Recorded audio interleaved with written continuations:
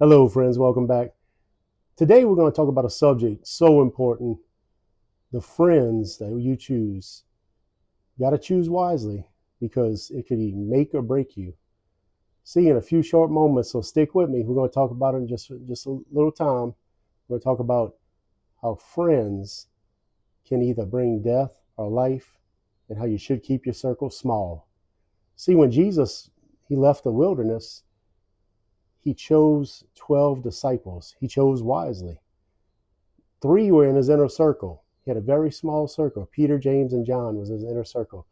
Jesus could have had 100,000 friends, but he chose wisely. He chose 12 disciples. Proverbs chapter 13, verse 20 says, hang out with the wise and you'll be wise. Hang out with fools and you'll be a fool. So choosing your friends wisely is urgent. We're going to look at a story in Mark chapter 2, verse 1 through 5. This shows you how important friends are. They're never going to give up on you, how keeping your circle small. Jesus was teaching at a house in Capernaum, and it says that the house was plumb full. It was packed. There was no room at all. But there was a paralyzed man who had four friends. Four, count that. Not 34, who cared enough about him. They knew if they could put him in front of Jesus, that he would get healed. So this is how much they didn't give up. There was no way to get him in the house. So these four friends did something amazing, completely amazing. They got on top of the roof and broke up the freaking roof. They actually broke the roof, made a hole in it big enough to lower this paralyzed man down right in front of Jesus. Man, that's some friends. I need some friends like that. And so Jesus had seen their faith, the Bible says, and when he saw their faith, not only did he forgive this paralyzed man's sins, but he healed him, and the man immediately walked. That was the difference between death and life. These friends made the whole difference. Everything. You understand? Friends, good inner circle of friends could bring life or death. And there was this, the most popular guy in our school. I mean, he was definitely the most popular in my high school.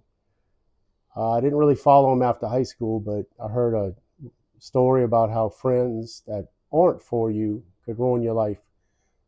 Apparently, he got into some bad things, drugs, and one night after partying, about 10, 12 years ago, he had had a crisis because of the drugs they were taking. His so-called friends, quote unquote, just left him in the parking lot of a hospital, hoping somebody will find him. Apparently, he had overdosed. Unfortunately, no one found him in time. I tell you, man, it matters. The friends you choose matters. It matters. If I have friends like that, I don't need enemies, right? I mean, and it's unfortunate. It was heartbreaking to hear that story. Friends are either going to support you and push you towards God or away from God. They're going to be either support your calling or try to take you from it. Friends are urgently important.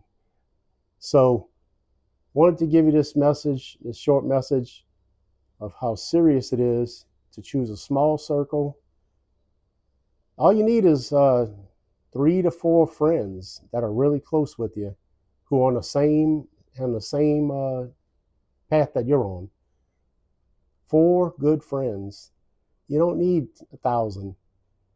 Just 3 to 4 good friends that care about you and love you. And also, don't choose the wicked friends. As I said in that unfortunate true life example, it can mean death or life. So, wanted to bring this short message to you on choosing the right crowd.